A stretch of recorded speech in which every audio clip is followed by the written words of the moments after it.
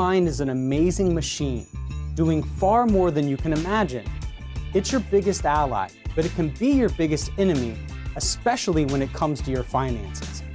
I'm Dr. Daniel Crosby, and we are going inside your mind to put you on your best behavior.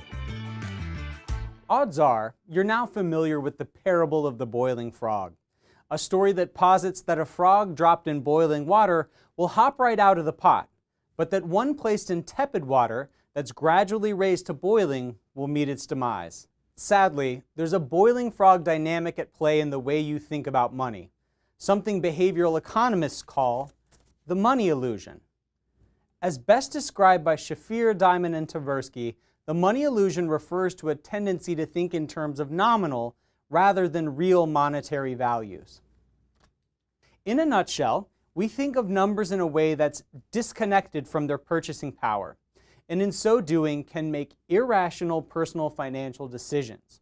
Consider the ways in which a six-figure salary or being a millionaire are still considered useful shorthand for wealth. While these may have been meaningful distinctions in, say, the 70s, they simply don't mean what they used to as a result of inflation and decreased purchasing power.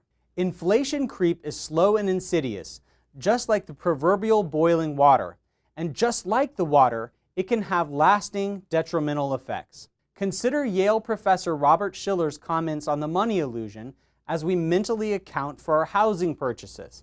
Since people are likely to remember the price they paid for their home from many years ago, but remember few other prices from them, they have the mistaken impression that home prices have gone up more than other prices, giving a mistakenly exaggerated impression of the investment potential of houses.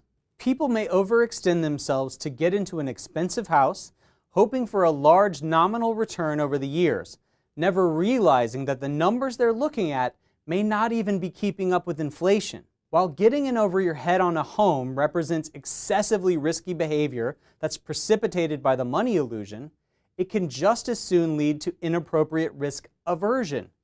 Consider the flight to safety that occurs during most economic downturns.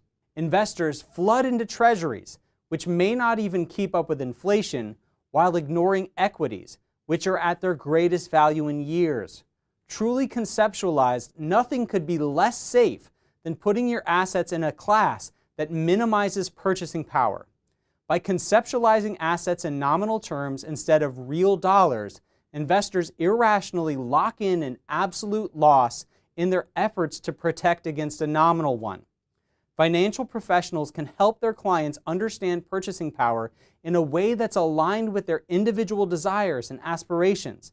Advisors should emphasize that investors can be lured into focusing on illusory numbers that have little impact on their ability to meet their own needs. Because as we've seen, incremental negative changes can be as bad for your financial future as they are for a frog's health.